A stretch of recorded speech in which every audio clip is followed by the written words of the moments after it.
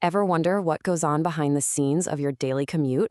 Well, today we're going to peel back the pavement and look at the invisible design that shapes how you move through your city every single day. It's this thing you can totally feel, even if you can't always see it. You know exactly what I'm talking about, right? You get off the bus or the metro, and bam, suddenly that last little stretch is the hardest part of the whole journey. You're dodging parked cars, there's no real path. It's this super common frustration. And guess what? Planners actually have a name for it. They call it the last mile challenge. And here's the thing. The solution isn't just about building more roads or making faster cars. No way. It's about a total shift in thinking. It's about moving away from designing cities for cars and instead designing them for people. You know, the ones who actually live, work, and play in these spaces. So, where do we even begin with a change that big? Well, it starts with the most basic form of transport there is. Walking. Seriously. Before you can even think about a cool network of buses or trains, you've got to get the foundation right. And this idea right here, it gets to the absolute heart of smart urban planning. The person on foot, they always come first. Why? It's pretty simple, actually. A city that's good for walking is, at its core, a city that's good for living. So, what exactly makes for a great walk? What's the secret sauce?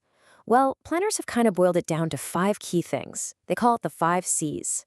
First up, it has to be connected. No weird dead ends that dump you into traffic. Next, it needs to be conspicuous, well lit so you feel safe. Then, it's got to be comfortable, wide enough to walk on, maybe with a little shade.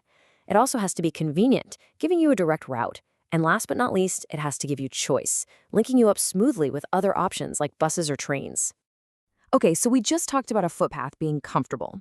But what does that actually mean in terms of design? Planners don't just wing it. There's a very specific number they're always aiming for. Any guesses what that magic number is? Boom, 1.8 meters. That is the golden number. It's the absolute minimum width needed so 2 people can pass each other comfortably without one of you having to do that awkward little sidestep into the street. It sounds so simple, right?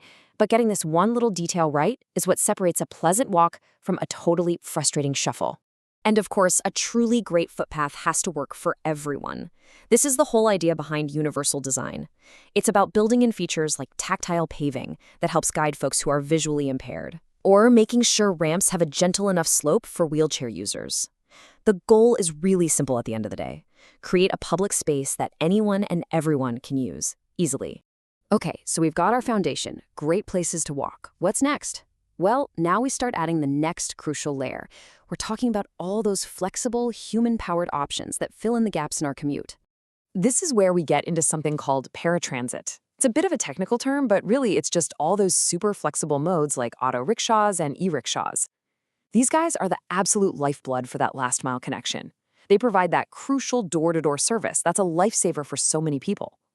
The real trick, though, is figuring out how to give them dedicated spaces so they can do their thing without clogging up the main roads. And hey, what about cycling? Look, on a quiet little neighborhood street, sharing the road is probably fine. But on a big, busy, high-speed road, mixing bikes and cars is it's a recipe for disaster. And that's why segregated cycle tracks are so incredibly important. We're talking about physically separate lanes that protect cyclists. And just as importantly, they make more people feel safe enough to actually get on a bike in the first place. And this stuff isn't just a nice to have, it can be absolutely vital. Just look at a super dense historic area like Old Delhi. In a place like that, non-motorized transport, things like cycle rickshaws, it's not just another option, it's pretty much the only thing that actually works to get around. It's literally the engine of the local economy, which makes creating dedicated zones for it absolutely essential. Okay, so we've got walkers, we've got cyclists, we've got rickshaws. That's a lot of moving parts. So how do we make sure all these pieces of the puzzle fit together instead of just competing with each other for space? Well, this is where the master plan comes in.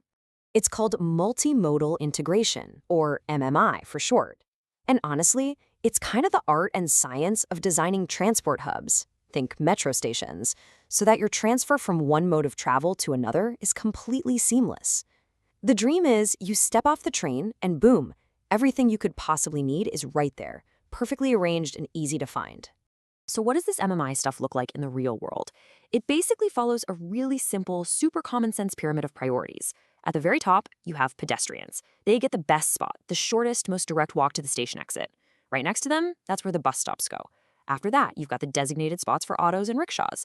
And way, way at the bottom of this pyramid, the furthest away from the entrance, that's where you put the parking for private cars.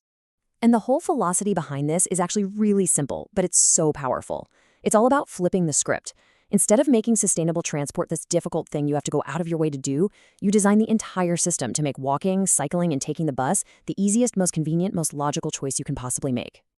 So here's what I want you to do.